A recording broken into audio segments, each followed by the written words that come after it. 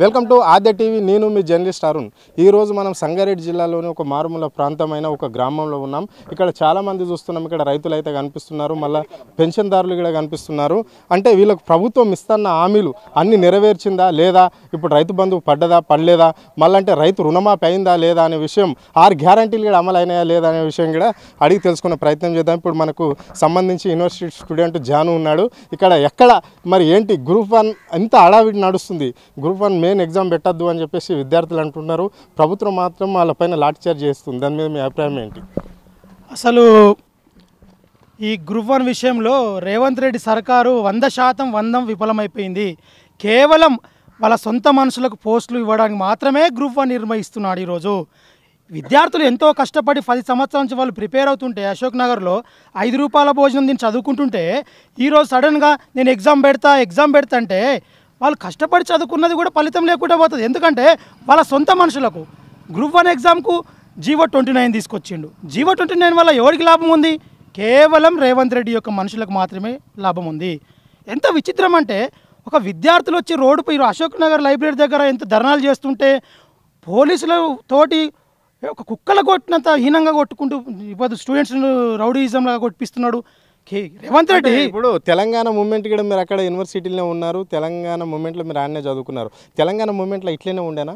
అంటే తెలంగాణ మూమెంట్ల కంటే తెలంగాణ సాధించుకున్న తర్వాత ఇంత కక్ష ఏంటి విద్యార్థుల మీద?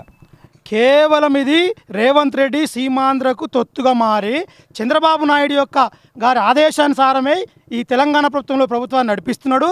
కేవలం పేరు కాంగ్రెస్ పార్టీ, కానీ కేవలం కాంగ్రెస్ పార్టీ కాదైనా Chandrababu Naidu party TD party నుంచి ఉన్నాడు కాబట్టి ఆ మూలాలతోటే ఈరోజు చంద్రబాబు చెప్పిందే ఈ తెలంగాణలో నడుస్తున్నది.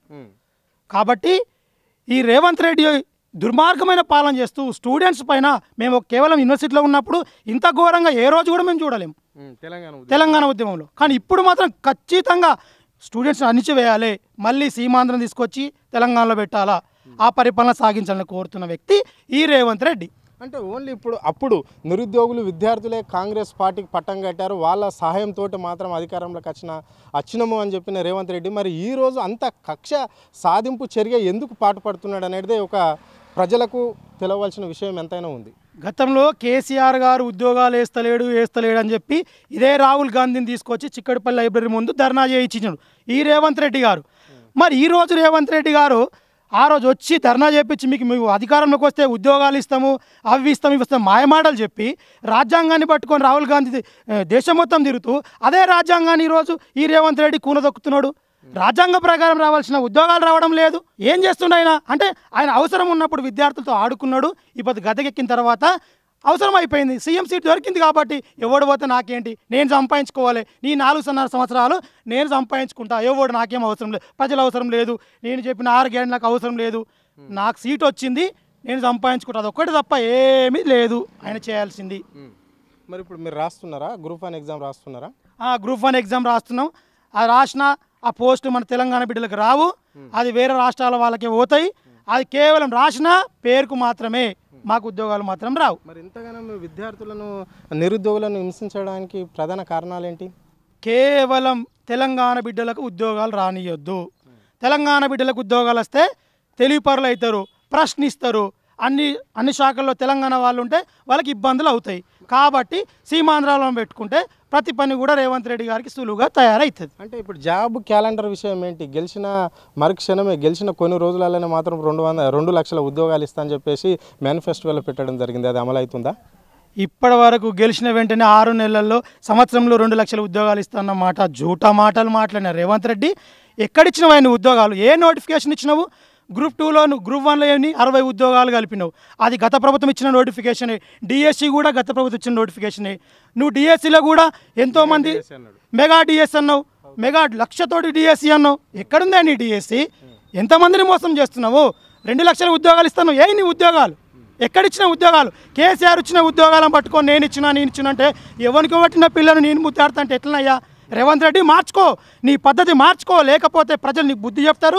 నువ్వు ఏది కూడా సక్రమంగా చేయాలి. 6 గ్యారెంటీలు అని చెప్పి నీకు ఎట్లా నమ్మిరంటే ఇవన్నీ పథకాలు ఉంటాయి, కేసీఆర్ కన్నా ఏమన్నా ఎక్కువ ఇస్తావేమన్నా ప్రజలు కొంచెం మోసపోయి మాత్రం నీకు ఓట్లేసారు తప్ప నిన్ను ఏదో గెలిపించాలని ప్రజలు తంతేను వచ్చి సీట్ మీద పడ్డావు. నీకేం చేయాలో అర్థమవుతుంది. నీకు కనీసం కూడా జ్ఞానం లేదు. ఒక జీవోని చదివేంత జ్ఞానం నీకు లేదు. మొన్న ఒక టీవీలో చూస్తుంటే హైదరాబాద్కు మూడు వైపుల సముద్రం అందంటాడు. ఎంత పిచ్చి సీఎం రా నాయన. హైదరాబాద్ సముద్రం ఉందా? ఎక్కడైనా సముద్రం ఉందా? ఇంత పిచ్చోని సీఎం ఎక్కడ చూసినామా? భారతదేశంలో వరెస్ట్ సీఎం అంటే కేవలం రేవంత్ రెడ్డి మాత్రమే. ఆయనకు నిన్న కేటీఆర్ సార్ ఒక సవాల్ ఇచ్చిండు. నేను ఒక ఏదో ఇంగ్లీష్ పదం ఇస్తాను, నువ్వు రాస్తే నేను 50 లక్షల కారు గిఫ్ట్ ఇస్తాను. అంటే నీ ఎంత దిగజారమైనటువంటి నీ వ్యవహారము, నీ ప్రవర్తన, నీకు లాంగ్వేజ్, అసలు సీఎం అంటే ఏందండి? అంటే సీఎంకి చదువు రావాలని రూల్ ఉందా? అంటే ఈ రాష్ట్రంలో చదువురాని సీఎంలు కూడా ఉంటారు కదా. అంటే చదువే ప్రధానమా? ఒక రాజకీయంగా కావచ్చు, లేకుంటే ఏదైనా ఇప్పుడు సీఎం కావాలంటే చదువే కావాలా? చదువు కూడా ముఖ్యమే. చదువు రాకుండా ఇంతకుముందు చేసిన సీఎంలు కూడా చదువు రాకుండా చేసిరు. కానీ అవగాహన ఉండాలి. ప్రజలను ఎట్లా పరిపాలించాలి, ఎట్లా చేయాలి, ఎట్లా మోటివేషన్ నడిపేయాలి, రాష్ట్రాన్ని ఎట్లా నడిపించాలనే ఉద్దేశం కూడా ఉండాలి. అవగాహన సీఎంకు లేదు. మన దురదృష్టం అనుకుంటా ఈ దరిద్రమైన సీఎం మన తెలంగాణకు రావడం. ఇక మేము అందరు చేసుకున్న పాపమో అది ఏందో కానీ ఇక దేవుడే ఆయన కరుణించాలి, ఆయన మనసు మారవాలని కూడా కోరుకుంటున్నాం.